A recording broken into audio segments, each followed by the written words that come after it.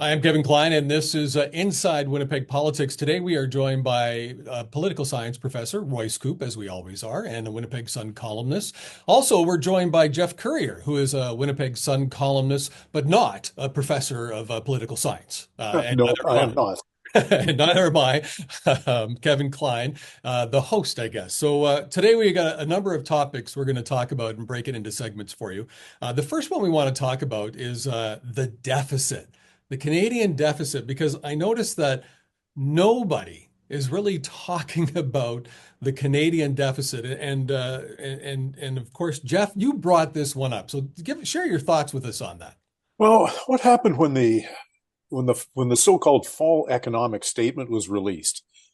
The politics really kind of overshadowed the arithmetic, which is unfortunate. Typically, the fall economic statement is issued in October, maybe in November. This government kicked it down to really just before Christmas, well into December, so much later than usual. And what had happened, what had transpired, of course, with our then finance minister, Chrystia Freeland, resigning just hours before she was to have tabled this in the Commons, it came reflected back to a couple of days earlier when the prime minister made it clear that she was going to be moved out of the finance portfolio after the tabling of this fall economic statement. And I think she was not prepared to suffer that kind of humiliation. So she resigned. And I think that's all been well documented. And it overshadowed, all of the politics overshadowed some of the really interesting numbers in this fall economic statement. Initially, Freeland had promised back in the fall that the deficit was going to be about $40 billion, which is pretty significant anyway. Well, it turns out that it is just under $62 billion. That's our deficit this year. Yeah. So the national debt is skyrocketing. And in his fall economic statement, our parliamentary budget officer, Yves Giroux, predicted that by the end of the decade that our federal debt would be about $1.4 trillion. Well, that's now going to be closer to $1.6 trillion by the end of the decade. So, I mean, these are huge numbers, and it's hard for Canadians, hard for any of us to comprehend what these numbers mean. But currently, our Canadians spend $54 billion a year on nothing. That's the cost of paying interest on our national debt. You could buy 4 of our national dental care programs for what we spend on servicing the interest on our debt. So, just to give you a little context. Yeah, right. So what are your thoughts on that? Did Chris? By the end of the decade, Oh, that number is going to balloon from $54 billion to closer to $69 billion that we're going to spend every year and get nothing for it. Interest. Yeah.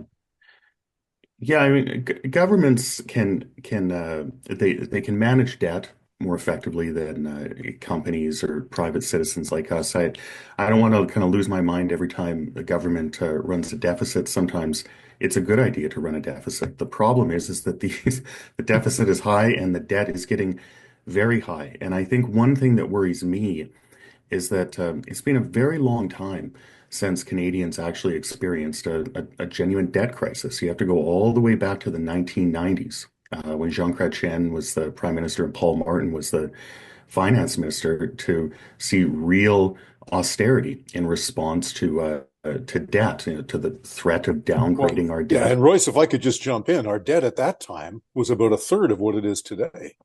Yeah.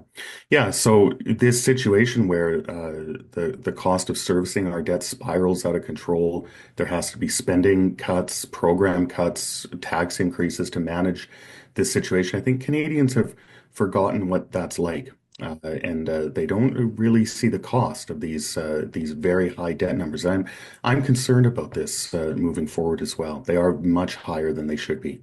Well, where's the sustainability in that, right? I mean, we're not a massive nation with hundreds of millions of people. We're not the United States. If we're going to have a 1 trillion plus debt that yes, we're paying all of this interest on to service it, which could go up in time. Those rates could go up, and we Yeah. could be paying more. When are people? Because really, we're the ones that are electing these people. When are we going to realize that we have to put somebody in there who's going to make the tough decisions? Because if you look at all the spending that's happened at every level, municipal, provincial, federal, nobody.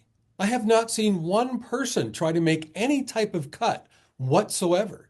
Not Well, one. yeah, Royce, what do you think about this? Because it's you mentioned the Krejcik Paul Martin era. That was the last time Canadians had any kind of an appetite for reducing the national debt. What's happened in the last 30 years that as Kevin just alluded to, that we don't have any appetite for that kind of fiscal accountability.